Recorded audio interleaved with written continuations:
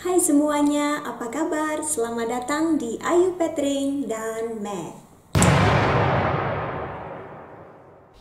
Ayu Petring. Teman-teman, pernahkah kalian mendengar sewaktu kita kecil dulu, kita dianjurkan untuk menabung di bank? Kenapa? Karena kita akan mendapatkan bunga tanpa mengeluarkan biaya sepeser pun. Jadi waktu itu, begitu kita menaruh uang di bank, setelah 1 tahun atau 2 tahun atau beberapa tahun diharapkan kita akan mendapatkan bunga dari tabungan kita dan jumlahnya akan berkembang. Setidaknya itulah pengalaman saya sewaktu kecil dulu. Nggak tahu kalau teman-teman punya pengalaman yang berbeda ya. Tapi untuk zaman sekarang, masihkah hal ini berlaku? Sekarang ini posisi saya adalah di Budapest, ibu kota Hongaria. Dan sepertinya situasi perbankan di sini tidaklah seperti itu. Hongaria dikenal sebagai negara yang paling mahal dalam urusan perbankan di seluruh Uni Eropa. Tapi teman-teman, sebenarnya fokus kita kali ini bukanlah situasi perbankan di Hongaria, melainkan di bank terbaik di dunia 2018, yaitu DBS Bank dari Singapura. Tahun lalu 2018 DBS Bank terpilih sebagai Global Bank of the Year versi The Banker. Dan juga selain itu mereka mendapatkan award sebagai Best Bank in the World versi Global Finance. Dan teman-teman yang sudah lama bergabung di channel ini pasti tahu dulunya saya tinggal di Singapura. Dan sejak saya datang ke sana sampai sekarang saya pun masih mempunyai akun bank di DBS Bank. Jadi saya mau cerita sedikit tentang menabung di bank terbaik di dunia, begitu ya. Bukan untuk pamer, tujuannya adalah untuk sharing. Kalau saja ada pihak-pihak yang berwenang yang bisa melakukan perubahan ke arah yang lebih baik untuk dunia perbankan di Indonesia, begitu saja ya. Dan karena saya meninggalkan Indonesia sudah lama ya, tahun 2003 saya pindah ke Hongaria karena menikah dengan suami saya. Jadi terus terang saya tidak punya pengetahuan banyak tentang dunia perbankan saat ini di Indonesia. Mungkin teman-teman boleh sharing di komentar nanti ya, bagaimana keadaan di Indonesia sekarang. Jadi saya kali ini membandingkan situasi di DBS Bank dengan kondisi di Hongaria saat ini. Saya tahu DBS Bank pun ada di Indonesia ya, tapi saya tidak mempunyai tabungan di sana. Jadi yang saya bandingkan ini dengan DBS Bank yang ada di Singapura. Semoga bisa diambil manfaatnya.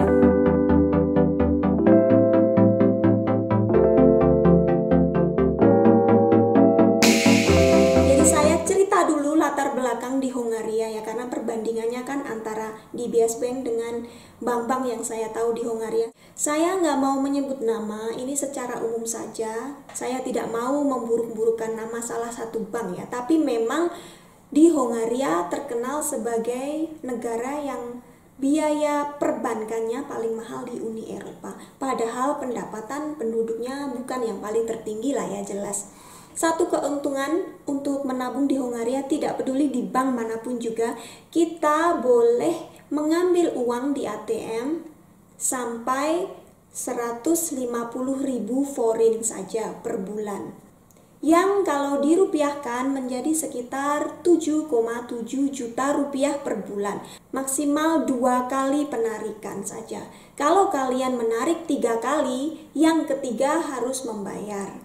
Kalau kalian menarik 1 kali saja tapi sudah lebih dari 7,7 juta, tetap kalian harus membayar biaya penarikan uangnya. Sejauh ini tidak masalah, tapi uang 7,7 juta rupiah di sini tidak cukup untuk hidup per bulan. Jadi pastilah kita masih harus menarik di atas itu. Dan itu biayanya bisa mahal tergantung kita menarik di ATM yang mana dan besarnya berapa, karena biaya yang di-charge akan disesuaikan dengan jumlah yang kita tarik. Intinya, menabung di Hongaria membutuhkan banyak uang kalau dibandingkan dengan di DBS Bank. Saya sendiri terus terang tidak punya akun bank di Hongaria, karena kalau kita hanya menaruh uang saja di bank tanpa menambah, tanpa melakukan apapun, kita tetap harus membayar biaya bulanan.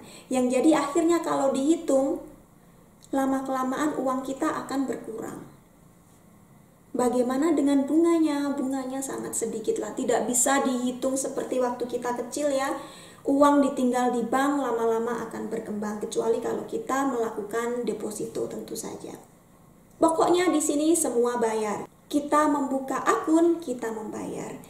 Kita ngecek saldo di ATM, kita bayar. Kita menarik uang, kita bayar. Bahkan kita menyetor duit pun kita bayar. Kita transfer uang, kita juga bayar. Kita transfer uang ke rekening kita yang lain yang ada di bank yang sama, kita juga masih harus bayar. Saya tidak tahu bagaimana sistem transfer uang di Indonesia, tapi kalau di Hongaria, misalkan kita mau mengirim uang lewat internet ya, iBanking namanya apa kalau di Indonesia, transfer uang melalui internet begitu ya. Kalau kita melakukannya pada saat bank sedang tutup, duit kita akan tertahan di situ. Transfer tidak bisa dilakukan dan baru akan terjadi ketika bank buka lagi.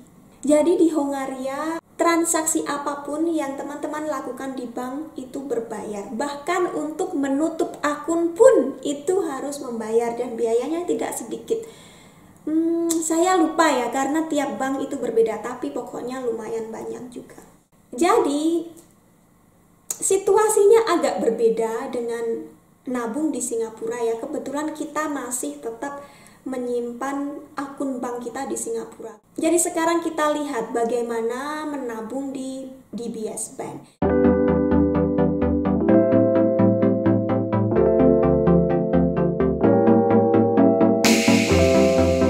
Jadi kalau kita tengok di DBS, kita mau membuka akun itu gratis, tidak dipungut biaya sama sekali. Dan biaya administrasi bulanan itu juga gratis, tapi ada syaratnya. Untuk nasabah yang sudah mempunyai tabungan sebelum tahun 2011, batas minimal tabungan yang dimiliki adalah 5 juta rupiah per bulannya ya. Kita tidak akan dipungut biaya administrasi per bulannya. Untuk para nasabah yang membuka akun di atas 2011, jadi 2012 dan setelahnya, batasnya adalah $1.000. Saya jelaskan sedikit. Jadi kalau jumlah tabungan kita secara rata-rata dalam 1 bulan itu jatuh di bawah batas minimum itu, kita harus membayar biaya administrasi per bulannya. Mungkin sekitar Rp50.000, $5 begitu ya. Biaya segitu untuk orang Singapura itu sangat rendah karena harga satu burger di McDonald itu lebih dari itu. Misalkan saldo tabungan kita jatuh hanya seminggu saja di bawah jumlah tersebut, kita tetap gratis karena rata-rata yang 3 minggu jumlah kita masih di atas itu kan teman-teman. Transfer dalam negeri gratis dan terjadi secara otomatis. Jadi begitu kita mentransfer uang online, begitu kita selesai uangnya sudah akan diterima oleh si penerima. Dan itu gratis, tidak dikenai biaya. Jadi meskipun kita melakukan transfer pada hari Sabtu atau Minggu saat bank sedang tutup, nggak ada masalah. Transfer luar negeri untuk beberapa negara di Asia gratis dan dapat terjadi pada hari yang sama. Misalnya ke Indonesia, saya transfer uang ke Indonesia biasanya sehari saja, paling lambat itu sehari dan tidak ada biaya sama sekali dan kursnya pun tetap bagus. Untuk negara-negara lain yang tidak mempunyai kerjasama dengan DBS Bank di Singapura, biayanya sama sekitar Rp300.000. Jadi meskipun kita kirim uang banyak 1 miliar, biayanya tetap segitu. Nah ini yang berbeda dengan bank-bank di Hongaria. Di sini kalau kita akan mentransfer dengan mata uang asing, mereka tidak akan memberitahu kita di depan. Sebelum kita melakukan transfer, kita tidak tahu berapa biaya transfer. Baru setelah transfer dilakukan dan diterima oleh si penerima, kita akan mendapatkan tagihan begitu ya. Biayanya begini dan ternyata biayanya selalu banyak untuk kita. Karena mereka sistemnya semakin banyak uang yang kita transfer, semakin banyak juga biayanya. Tidak seperti di Singapura yang fix Rp300.000. Komunikasi lancar dengan staf mereka. Setiap kita ada kesulitan, meskipun kita tidak tinggal di sana, kita bisa langsung meng-email mereka dan biasanya mereka menjawab paling lama dalam 3 hari kerja. Untuk bunganya bagaimana? Bunga di Singapura, bunga di DBS Bank malah lebih kecil daripada bunga di Hongaria. Tapi itu tidak masalah karena uang kita tidak berkurang. Satu lagi yang berbeda yaitu penggunaan kartu kredit. Kalau penggunaan kartu kredit di Indonesia saya kurang tahu. Teman-teman bisa memberikan pencerahan kepada saya karena memang saya waktu itu meninggalkan Indonesia baru lulus kuliah ya, jadi masih belum tahu masalah seperti ini. Kalau di Singapura penggunaan kartu kredit itu sudah sangat biasa dan gampang sekali. Biasanya setiap kartu kredit kan ada annual fee ya, tagihan per tahun untuk menggunakan yang harus kita bayar. Tapi di sana karena mereka ingin menarik nasabah untuk menggunakan kartu kredit, untuk tahun pertama biasanya digratiskan, kita tidak usah membayar. Kalau kita menggunakan kartu kredit, mereka mendapatkan pemasukan tambahan. Untuk tahun kedua biasanya kita harus membayar tagihan tahunan. Tapi trik yang dilakukan para nasabah di Singapura biasanya kita telepon mereka atau email terus bilang, oh maaf saya jarang menggunakan kartu kredit ini, boleh nggak kalau saya cancel saja, sudah stop, nggak mau memakai kartu kredit mereka. Biasanya mereka akan menawarkan, bagaimana kalau tetap menggunakan kartu kredit kami tanpa membayar biaya tahunan. Nah kan dapatnya gratis lagi. Jadi setiap tahun pun kita biasanya begitu guys, telepon mereka atau email mereka, boleh nggak kalau saya cancel saja, habis punya kartu kredit banyak juga untuk apa ya kan. Dan biasanya mereka strateginya gitu. Kalau kartu kredit di Hongaria setahu saya ya kita harus bayar biaya per tahun, kita tetap harus bayar. Biaya kartu kreditnya itu sendiri pun kita harus bayar. Kartu ATM itu harus bayar kalau kita mau punya kartu ATM.